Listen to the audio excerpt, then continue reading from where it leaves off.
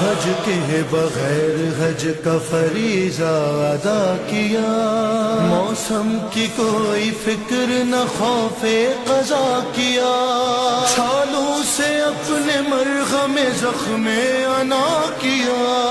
تو نے پیادہ پا سفر کربلا کیا،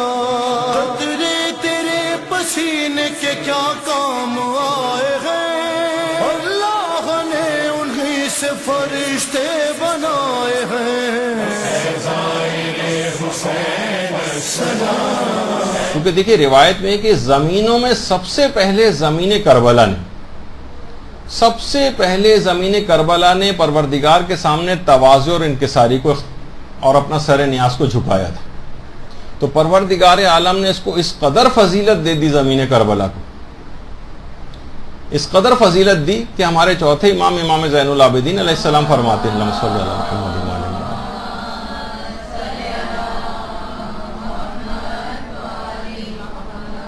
کہ ایک دفعہ زمین مکہ نے اپنے فضائل بیان کی اور کہا کہ بیت اللہ میری پشت پر ہے، میری فضیلتوں میں سے زمین مکہ نے اپنے فضائل بیان کیے کہ بیت اللہ میری پشت پر ہے، ہر سال کرۂ ارض سے بے شمار لوگ کھینچ کھینچ کر بیت اللہ کی زیارت کو یعنی میری سرزمین کے اوپر آتے ہر سال۔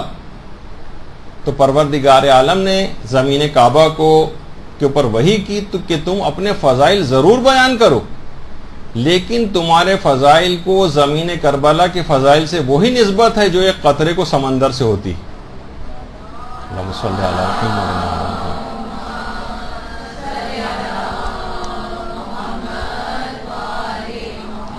اور فرمایا کہ آگاہ ہو جاؤ، اگر زمین کربلا کا پیدا کرنا مقصود نہ ہوتا تو اے زمین مکہ تمہیں بھی یہ فضائل حاصل نہ ہوتے، اور اگر زمین کربلا کا یہ مدفون نہ ہوتا تو اے زمین مکہ میں تم کو بھی پیدا نہ کرتا، اور اگر یہ مدفون نہ ہوتا تو وہ بیت اللہ جس پر تو فخر کر رہی ہے اس کو بھی بنایا ہی نہ جاتا۔ اور چوتھے امام یہ جملہ بھی ارشاد فرماتے ہیں کہ جس وقت زلزلہ قیامت آ رہا ہوگا تو اس وقت زمین کربلا کو پروردگار اپنی قدرت کاملہ سے اٹھا لے گا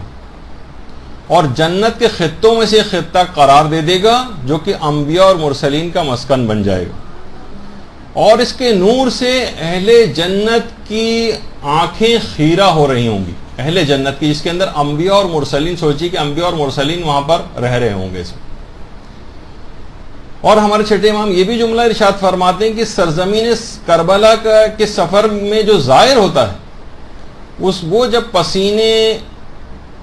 جب اس کو پسینہ آ رہا ہوتا ہے گرمی کی وجہ سے یا تھکاوٹ کی وجہ سے،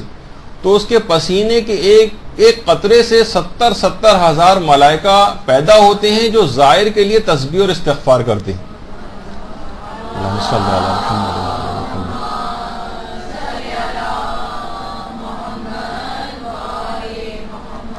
اور اس شخص کے لیے پیغمبر اکرم فرماتے ہیں کہ اے میرے مظلوم فرزند کی زیارت کرنے والے اور اس کے لیے مصائب کو برداشت کرنے والے، اس کی زیارت کے لیے کہ میں محمد صلی اللہ علیہ وآلہ وسلم صلی اللہ علیہ وسلم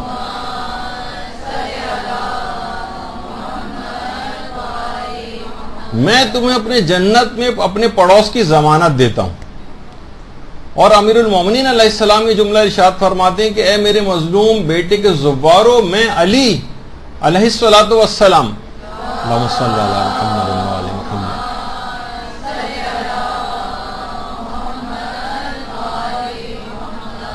تمہاری تمام حاجات کو